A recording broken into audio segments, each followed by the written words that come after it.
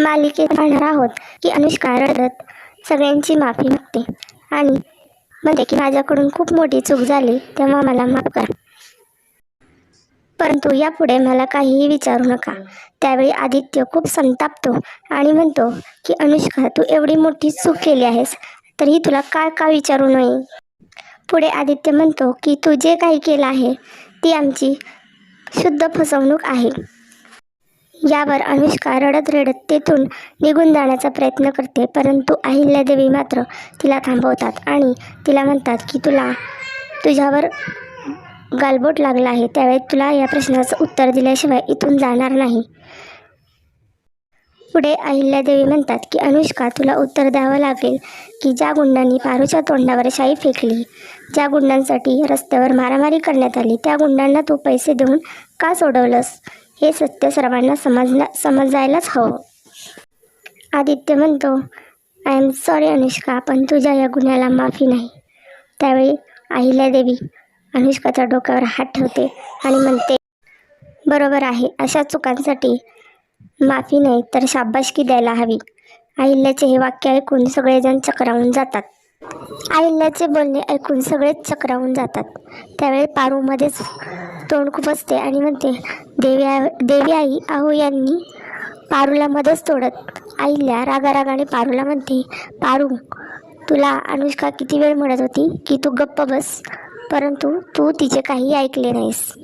यावर आदित्य पुन्हा संतापतो आणि अहिल्यादेवींना म्हणतो की तू पारूला का गप्प बसायला सांगत आहेस.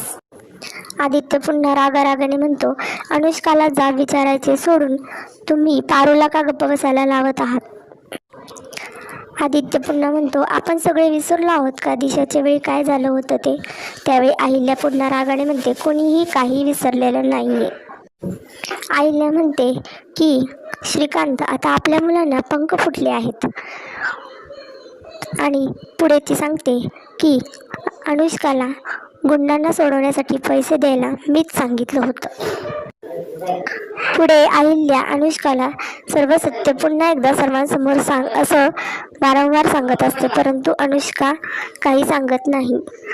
यावर अहिल्या सांगते की ज्या गुंडांना आदित्यने भरपूर मारामारी केलेली असते त्यातील एकाची कंडिशन खूप क्रिटिकल असते आणि त्यासाठी आदित्यला प्राणघातक हल्ल्याच्या केसखाली अटक होणार होती, तेही शूटिंगच्या दिवशी.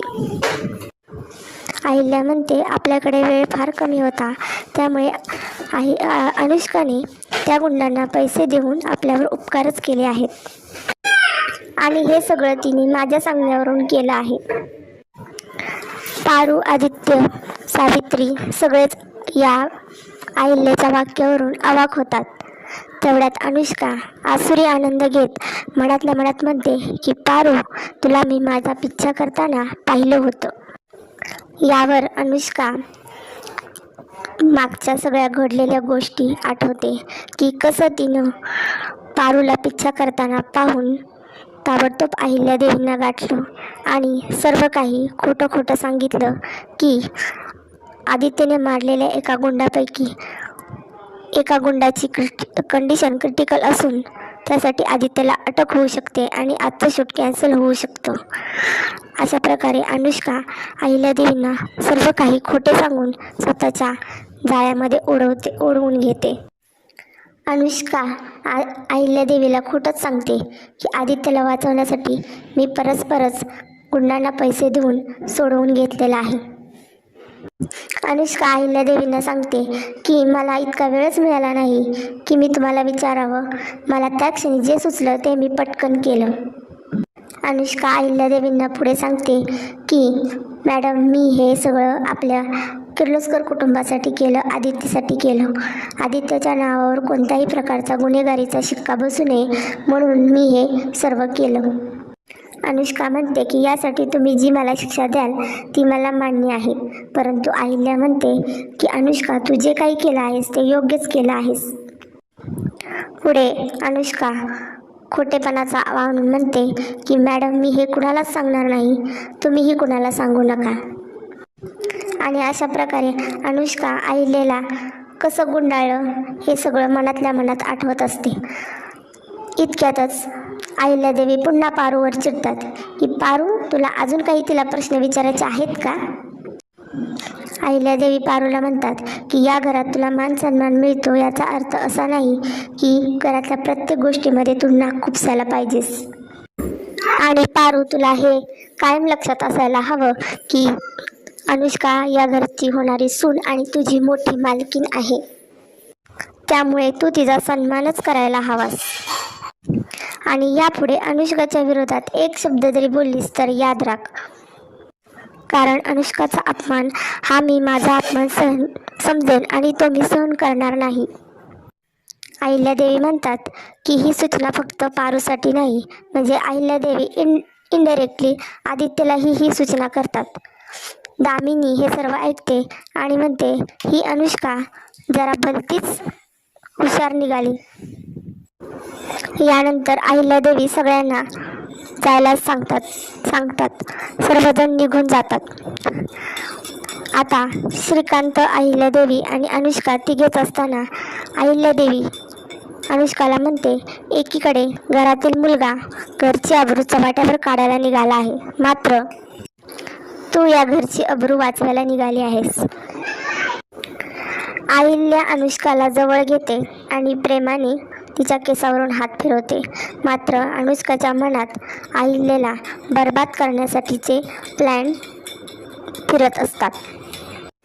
इकडे पारू आपल्या घरी परत येते तेव्हा मारुती फार संतापलेला असतो आणि मारुती पारूवर खूप ओरडतो.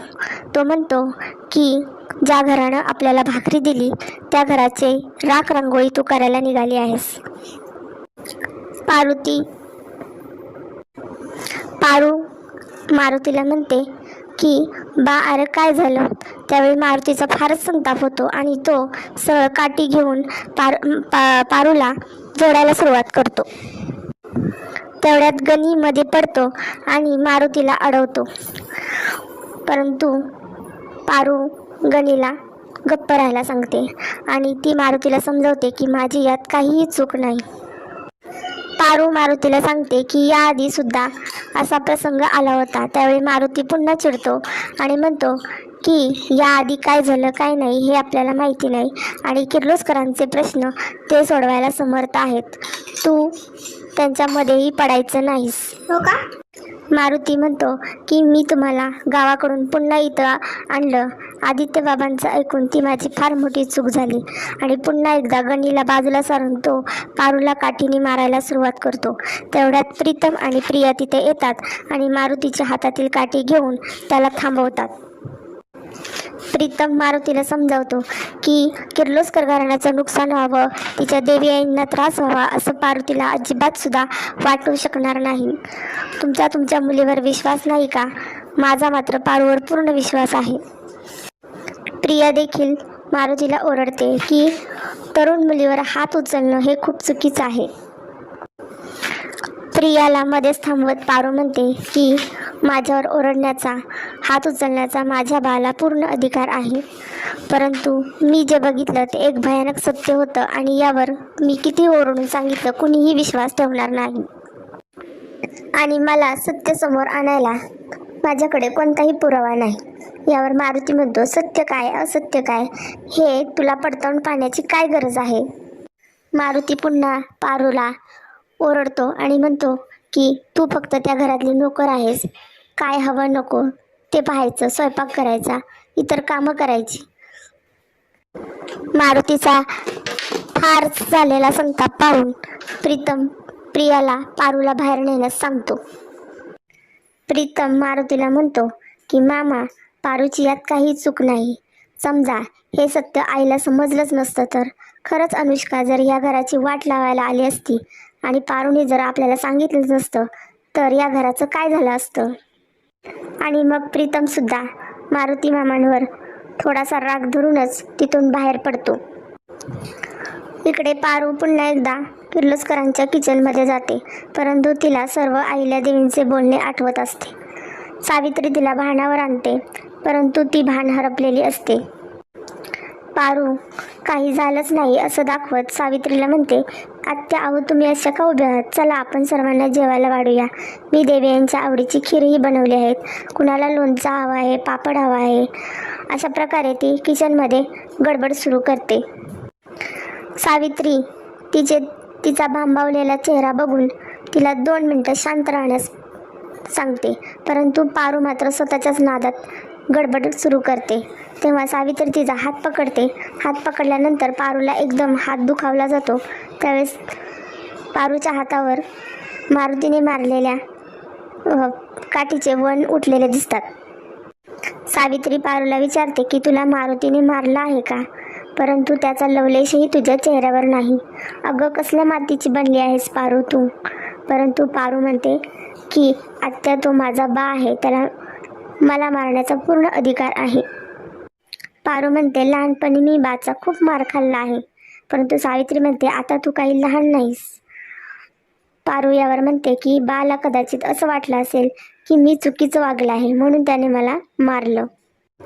यावर सावित्री मोठ्या अभिमानाने म्हणते की पारू तू चुकीची नाहीयेस. मला खात्री आहे एक ना एक दिवस सत्य सर्वांसमोर होईल आणि सर्वांना खात्री बसेल की तू बरोबरच होतीस.